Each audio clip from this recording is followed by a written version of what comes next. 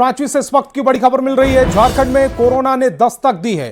Film निर्माता विजयनाथ शाहदेव संक्रमित हो गए हैं। संपर्क में आए लोगों से जांच की अपील की है। 22 मई को मुंबई से रांची आए थे। सोशल मीडिया के जरिए जानकारी दी गई।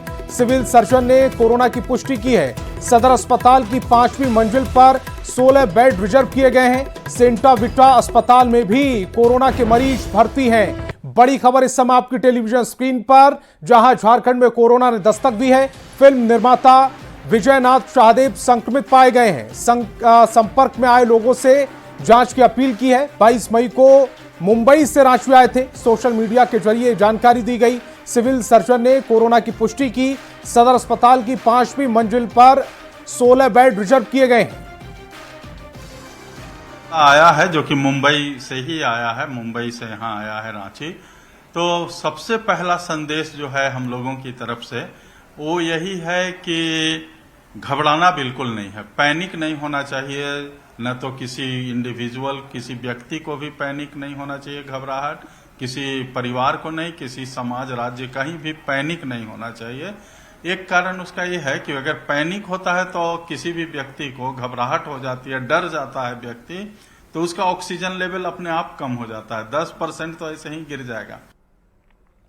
और कोरोना से लड़ने के लिए स्वास्थ्य विभाग पूरी तरह से तैयार है। रांची के सदर अस्पताल में फिलहाल 14 बेड को रिजर्व रखा गया है। ऑक्सीजन सिलेंडर से लेकर ऑक्सीजन कंसंट्रेटर की व्यवस्था की गई। सदर अस्पताल में ये तमाम व्यवस्थाएं की जा रही हैं। तो हालात पर सरकार पूरी तरह से नजर रखी हुई है। ऑक्सीजन सिलेंडर से लेकर ऑक्सीजन कंसंट्रेटर तक की व्यवस्था सदर अस्पताल में की गई है। अधिक जानकारी दे रहे हैं संवाददाता गौरव झा। कोरोना से लड़ने की तैयारी में झारखंड के साथ साथ राजधानी रांची भी तैयार हो चुका है।